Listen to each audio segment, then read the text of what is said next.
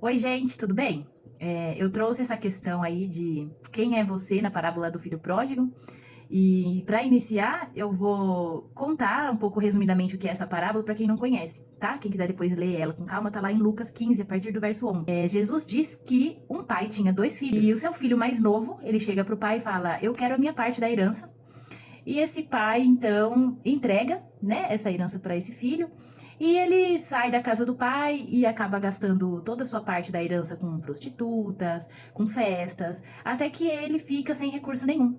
E ele vai trabalhar num lugar para tratar dos porcos. E nesse lugar ele chega até a passar fome. E ele deseja até comer a comida dos porcos.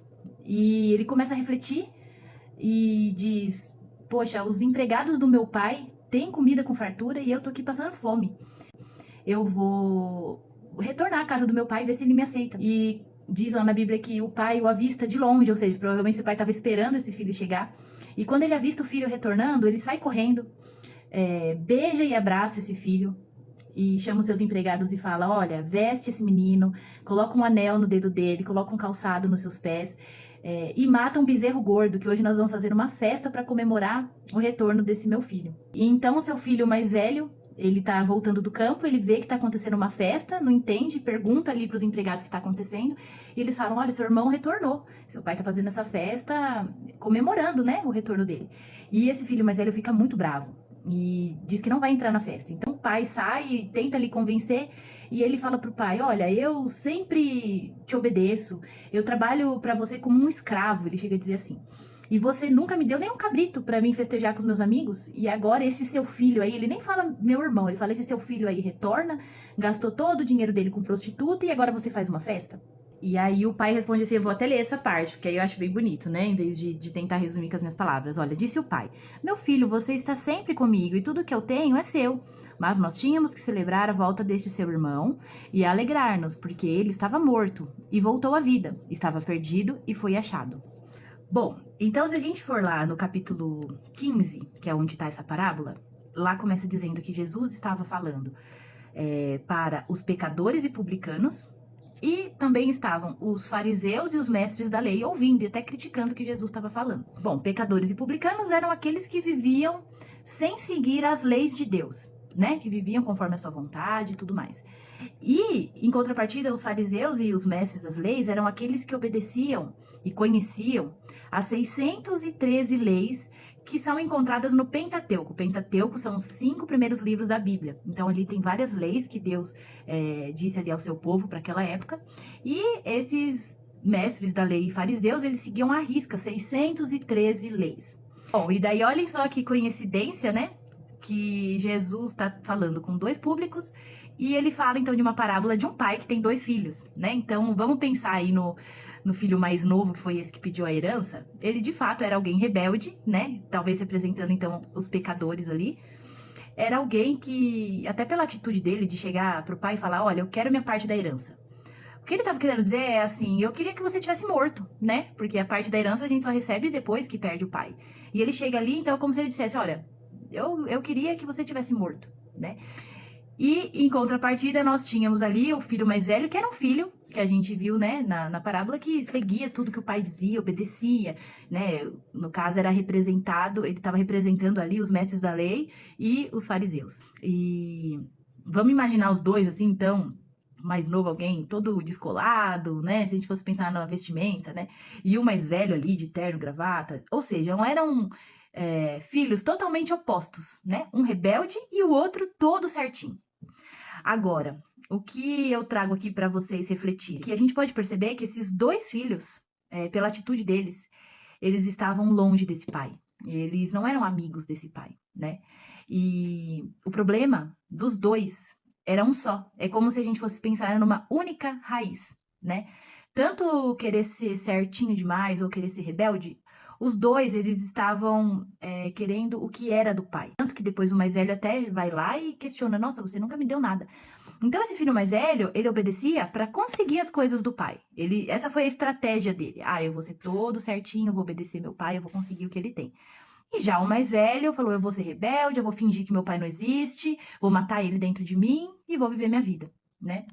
Os dois estavam querendo só o que era do pai. Eles não queriam, de fato, o pai. Essa raiz, né, desse problema que afastava os dois desse pai, é o que a gente chama de o pecado, né?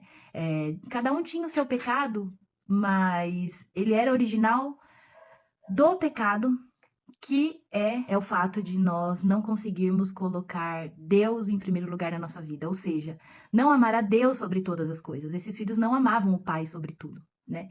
Bom, então, dito esse problema, né, que a gente via nos dois, que era essa falta desse amor por esse pai, né, amar ele em primeiro lugar, como que poderia resolver esse problema, né, que a gente sabe que também tem no nosso coração, de muitas vezes não conseguir amar Deus. Como que eu faço para amar a Deus, então, sobre todas as coisas? E aí tem algumas formas, alguns caminhos que alguns acham que é eficaz, que é o caminho tanto do medo como da recompensa, de um prêmio. Então eu vou dar um exemplo aqui para vocês, tá? Vamos falar aí sobre algo que foi, né, bastante falado aí aos anos atrás, nem sei quando foi a eleição. Mas vamos pensar assim, dois grupos que são bem opostos, como esses dois filhos.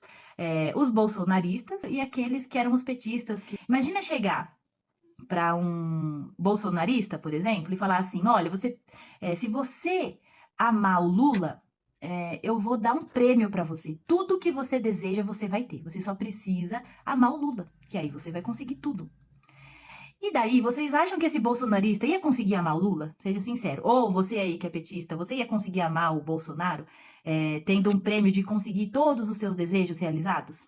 Difícil, né? Mas digamos que esse bolsonarista fala, eu quero prêmio, então eu vou, já sei o que eu vou fazer, eu vou fingir. Ou, né, vou ver o que um petista faz e vou tentar ser igual a ele. E aí eu vou provar que eu amo Lula. Então ele vai começar a se vestir como um petista, vai pintar a casa dele de vermelho, lógico que eu tô aumentando, né? Vai ver o que os petistas gostam de comer, de vestir, de ouvir, né? Para tentar alcançar esse prêmio. Agora, voltando, vocês acham que o coração desse bolsonarista ama o Lula? Não, né? Ele só tá agindo como um petista, mas o coração mesmo não ama. E é isso. Muitas vezes a gente quer seguir leis, fazendo dessa forma eu vou receber um prêmio. Mas a verdade é que a gente não consegue mandar no nosso coração e naquilo que a gente ama, né? Então, esse prêmio não mudava o coração do bolsonarista.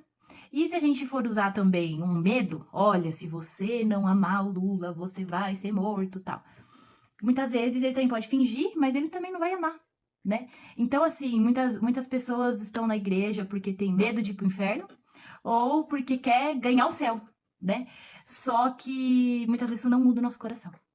E uma boa notícia que eu vim trazer para vocês está escrita nessa parábola que Jesus nos disse, que é essa festa que esse pai fez com o retorno do seu filho, né? A festa seria o símbolo do evangelho, dessa boa notícia. Então, imaginem, um filho que fez tudo errado, um filho que queria que o pai tivesse morto, que gastou ali os seus recursos com tantas coisas ali que provavelmente esse pai reprovava, e ele volta para casa sujo, cheirando a porcos, sem um centavo dessa herança que ele levou. E ele mal chega na casa, ele já avista o seu pai esperando, né? Quem sabe esse pai todos os dias ia ali no caminho esperar esse filho retornar, sem saber quando seria. E quando o filho vê o pai o esperando, esse pai vem, corre para ele, abraça, beija, enfim, como eu falei, dá uma festa, veste ele. E vamos parar para pensar? Tem alguma lógica isso? Um filho que fez tudo errado ganhar uma festa e o amor do pai? Não tem lógica.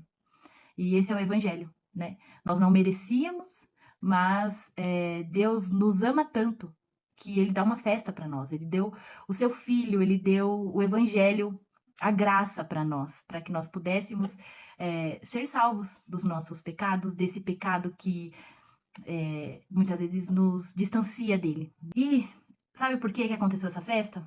Porque esse pai, ele amou primeiro seu filho. Antes que o seu filho amasse ele de todo o coração, ele já amava esse filho. Então, o que nós temos que entender é que Deus nos amou primeiro, mesmo conhecendo todos os nossos problemas, as nossas falhas, ele nos amou primeiro.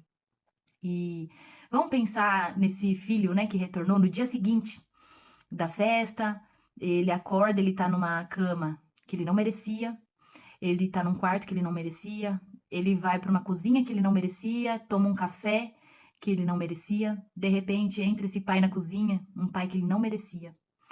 E de repente esse pai pede para ele: "Filho, você pode me ajudar com algo?" O que que esse filho vai fazer? Agora ele reconhece que ele não merecia nada, ele não merecia esse amor, esse perdão que o pai dispensou para ele. E então ele simplesmente obedece o pai por gratidão do que o pai fez por ele. E só para finalizar a parte ali do irmão mais velho, né? Então ele chega e ele diz pro pai ali revoltado, né? Olha, eu fiz tudo para você, te obedeço, trabalho para você como um escravo, para vocês verem como que ele não conseguia entender que ele era filho, né? Que tudo que era do pai já era dele. Mas ele vai ali reivindicar, ele fala: "Você nunca me deu nem um cabrito para mim festejar com os meus amigos." Então ele não entendia que tudo já era dele, porque ele ficava ali só preocupado em obedecer para conseguir as coisas, ele não entendia que já era dele. Quantos de nós servimos a Deus e nós não entendemos ainda o que é o evangelho? Quem é Deus? Como que ele trabalha? E a gente não vê ele como um pai, né? E Jesus, com essa parábola, ele está explicando e dizendo isso para nós, que ele é um pai. Essa boa notícia que eu tenho para dar para vocês é que o nosso irmão mais velho não é esse irmão que exige, que fica pensando em leis e fica pensando em obediência. O nosso irmão mais velho, ele conhece de coração. E diferente aqui dessa parábola, ele até foi atrás desse irmão que estava perdido, né? E foi resgatar e deu a sua vida por esse irmão, porque ele conhecia o amor do pai por esse irmão. Então, esse irmão não tem problema nenhum em dividir a sua herança conosco, tanto que a Bíblia fala que nós somos co-herdeiros com Jesus. Então, vamos nos alegrar dessa boa nova de que o acesso ao Pai foi restaurado, né? O Pai nos aceitou de volta, nos amou primeiro. E sempre que você tiver com dificuldade de alguma coisa, volta no Evangelho, volta naquilo que essa festa ilógica diz, né? De que Ele nos amou primeiro. Então, se você tiver com dificuldade de perdoar alguém, pensa que Deus te amou primeiro. Se você tiver com dificuldade de andar em santidade, pensa o que Deus fez por você, né? E, enfim, toda dificuldade que você tiver, volta para esse evangelho e entenda que ele te amou primeiro. E quando você for orar, né, ore para conversar com esse pai. Se você for ler a Bíblia, leia para conhecer esse pai, as cartas de amor que ele deixou para nós ali na Bíblia, de como ele trabalha, de quem ele é, aquilo que ele permite que a gente conheça dele. E eu tenho certeza que vocês serão muito abençoados, tá bom? Então essa é a minha mensagem que eu queria passar para vocês.